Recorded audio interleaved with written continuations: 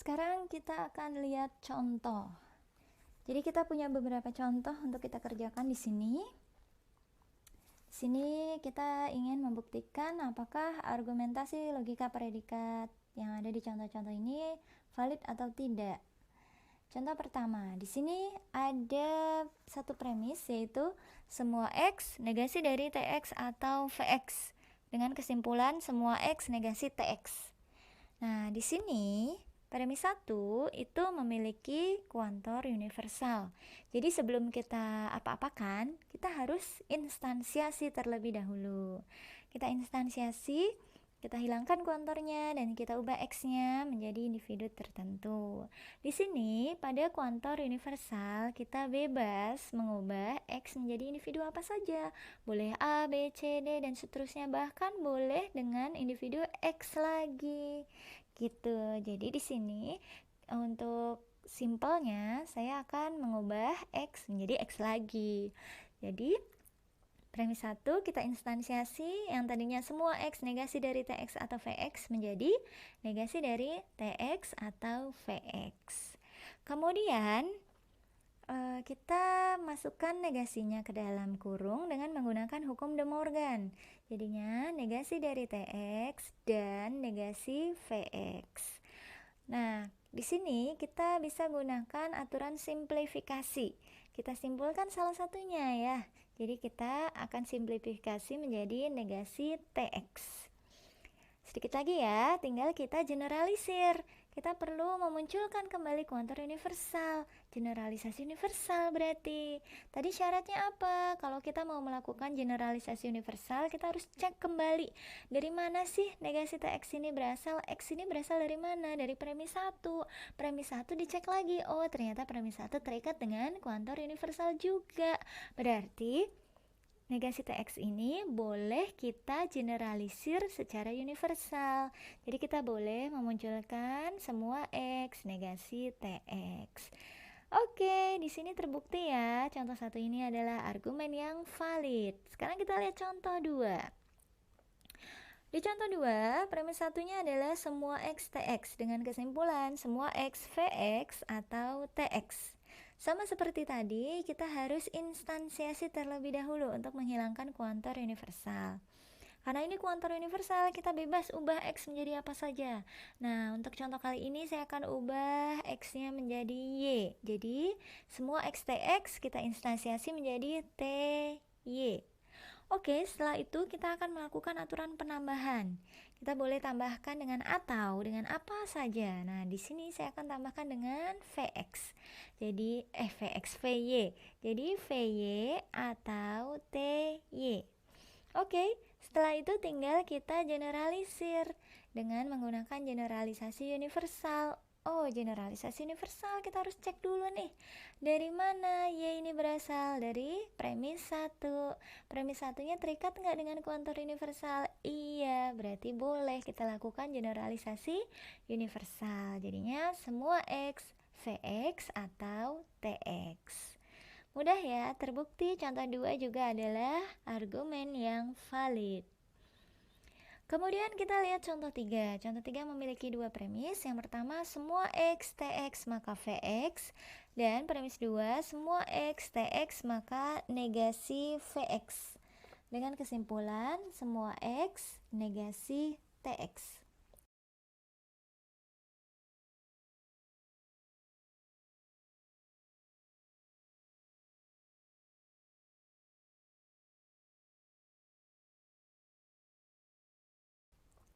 Oke, pertama kita harus lakukan instansiasi terlebih dahulu. Kita instansiasi premis 1, instansiasi universal menjadi misalkan X-nya saya ubah jadi X lagi aja ya. Jadi TX maka VX. Kemudian premis 2 kita instansiasi semua X TX maka negasi VX dengan X lagi juga. Jadinya TX maka negasi VX. Oke, sekarang kita lihat dari nomor 4. Nomor 4 ini bisa kita terapkan hukum kontraposisi. Hasilnya adalah negasi-negasi VX maka negasi TX. Nah, di sini kita bisa hilangkan negasi-negasi Vx itu berarti Vx ya. Berarti Vx maka negasi Tx. Oh, baik, dari sini kita lihat nomor 3 sama nomor 6 itu membentuk apa? Silogisme hipotetis. Ya, jadi kesimpulannya dari silogisme hipotetis nomor 3 dan nomor 6 adalah Tx maka negasi Tx. Oke, kita terapkan hukum ekuivalensi implikasi. Jadinya negasi Tx atau negasi Tx ini adalah hukum idempoten, hukum kesamaan. Negasi Tx atau negasi Tx itu sama saja dengan negasi Tx. Nah, setelah itu tinggal kita generalisir secara universal. Kita cek dulu premis-premisnya tadi terikat nggak dengan kuantor universal. Oh iya, premis 1 dan premis 2 keduanya memiliki kuantor universal. Jadi, negasi Tx di akhir ini boleh kita generalisir secara universal menjadi semua X negasi Tx. Nah, contoh 3 ini juga terbukti adalah argumen yang valid. Contoh berikutnya. Nah, di contoh 4 ini saya memiliki dua premis. Yang pertama, semua X AX maka BX. Kemudian premis kedua, terdapat X AX dengan kesimpulan terdapat X BX. Jadi cara mengerjakannya bagaimana? Yang pertama kita harus melakukan instansiasi terlebih dahulu. Tapi yang kita dahulukan adalah yang eksistensial terlebih dahulu, yang premis 2.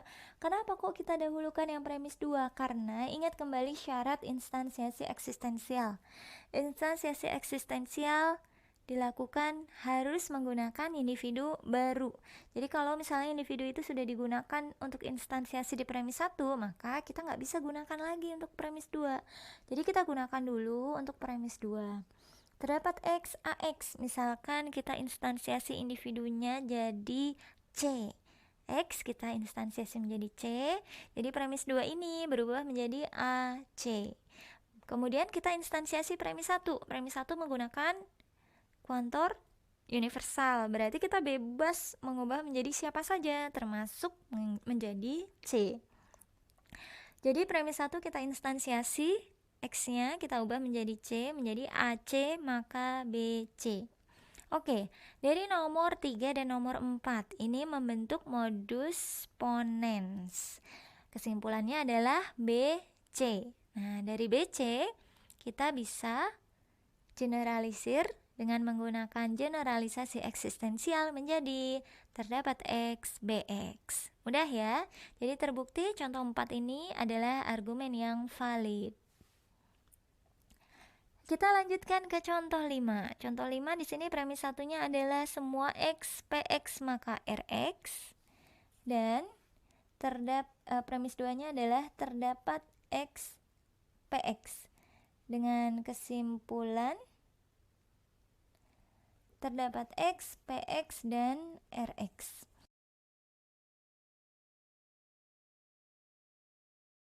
Oke, ini sama seperti tadi ya, karena di sini ada kuantor universal dan kuantor eksistensial. Kita dahulukan menginstansiasi kuantor eksistensial.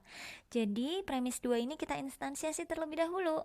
Misalkan sekarang saya ubah X-nya menjadi A, berarti premis 2 berubah menjadi PA. Kemudian kita instansiasi premis 1, kalau ini kuantornya universal, berarti instansiasi universal. Kita bisa ubah juga X-nya menjadi A. Berarti premis 1 berubah menjadi PA maka RA. Ini. Nah, di sini kita akan menggunakan modus ponens lagi dari nomor 3 dan nomor 4. Dari nomor 3 dan nomor 4, modus ponens kesimpulannya adalah RA.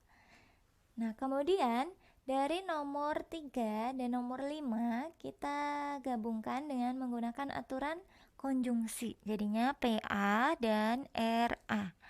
Setelah itu kita tinggal generalisir dengan menggunakan kuantor eksistensial menjadi terdapat X, PX, dan RX. Nah, sudah sama ya dengan kesimpulan, maka terbukti argumen ini adalah argumen yang valid. Satu contoh lagi ya. Setelah itu mengerjakan soal. Oke, contoh ke-6 di sini ada premis 1 semua x ax atau bx dan premis 2 negasi dari semua x ax dengan kesimpulan terdapat x bx.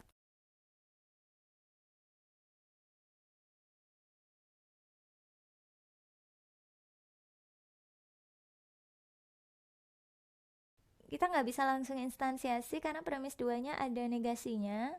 Kita gunakan hukum negasi kuantor yang kita pelajari di pertemuan sebelumnya.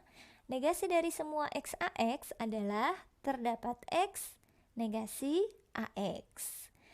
Nah, di sini nomor 3 ini bentuknya ada kuantor eksistensial ya, dan premis 1 kuantor universal. Jadi kita dahulukan yang kuantor eksistensial. Kita instansiasi nomor 3 menjadi, misalnya sekarang x-nya kita ubah jadi n. Jadinya A negasi A n. Kemudian premis 1 kita instansiasi juga menjadi n, menjadi AN atau BN. Oke.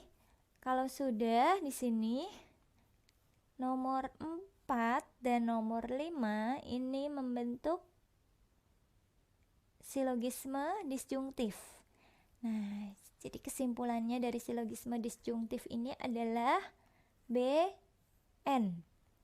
Oke, dari kesimpulan BN ini kita tinggal generalisir menggunakan kuantor eksistensial menjadi terdapat X, BX. Lagi-lagi terbukti argumen ini adalah argumen yang valid. Nah, mudah kan ya? Sama seperti pada logika proposisional, pada logika predikat, kita juga bisa membuktikan dengan menggunakan asumsi. Di sini ada 2 teknik ya pembuktian dengan asumsi yang sudah pernah kita pelajari, yaitu pembuktian kondisional dan pembuktian tidak langsung. Pembuktian kondisional ini sama persis seperti pada logika predikat, aturannya persis sama. Ini cocok untuk kesimpulan yang berbentuk implikasi. Jadi kita gunakan bagian anteseden pada kesimpulan tersebut, anteseden dari implikasi tersebut menjadi asumsi. Nah, dengan cara ini pembuktian argumentasi diharapkan bisa lebih ringkas dengan menggunakan pembuktian kondisional dan tidak perlu lagi menggunakan hukum-hukum ekuivalensi logis. Dengan pembuktian kondisional, bentuknya itu seperti ini. Jika dengan asumsi F diperoleh kesimpulan sementara G, maka dapat disimpulkan F maka G. Ini sama persis seperti pada logika proposisional. Kemudian untuk pembuktian tidak langsung juga ini juga sama persis. Jadi pembuktian tidak langsung dilakukan dengan memberikan asumsi yang berlawanan dari kesimpulan yang dikehendaki. Nah, jika dengan asumsi tersebut diperoleh kontradiksi, maka asumsi yang diberikan adalah asumsi yang salah. Berarti kesimpulannya adalah kebalikan dari asumsi tersebut. Oke, sampai di sini dulu ya materi kita. Setelah ini ada soal-soal yang harus kalian kerjakan. Silakan dikerjakan soal-soal tersebut, kemudian dikumpulkan tepat waktu. Oke, sampai ketemu lagi di pertemuan berikutnya. Assalamualaikum warahmatullahi wabarakatuh.